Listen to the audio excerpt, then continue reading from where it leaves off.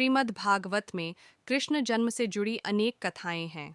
ऐसी मान्यता है कि किसी देवता, किसी भगवान को उनके बालपन वाले रूप में दर्शन करना अपने आप में एक अत्यंत दुर्लभ घटना है, जिसके लिए देवता लोग भी युगों तक राह देखते हैं।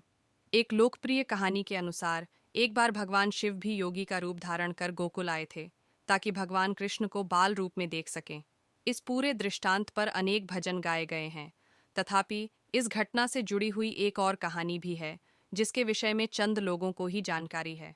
श्रीमद् भागवत के अनुसार यह देखकर कि भगवान शिव को भगवान कृष्ण के बाल स्वरूप में दर्शन करने के लिए किन किन कठिनाइयों का सामना करना पड़ा, आर्षि नारद ने भगवान शिव तथा भगवान कृष्ण दोनों को आमने सामने ही पूछ लिया।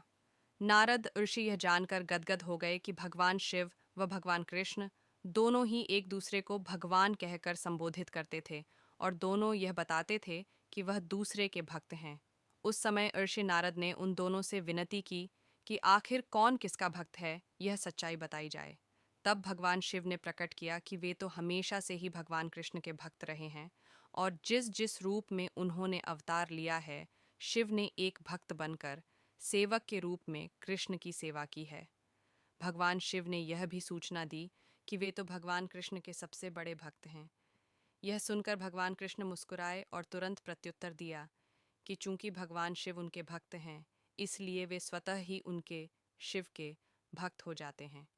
यह वार्तालाप सुनकर नारद ऋषि की आंखों से आंसू बहने लगे और वह दोनों देवताओं के आगे नतमस्तक हो गए।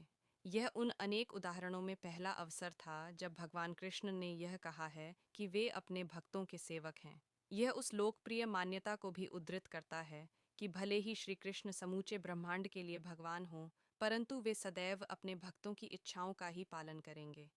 जैसे भगवान शिव को देवों के देव माना जाता है, भगवान कृष्ण को भक्तों के भक्त के रूप में जाना जाता है।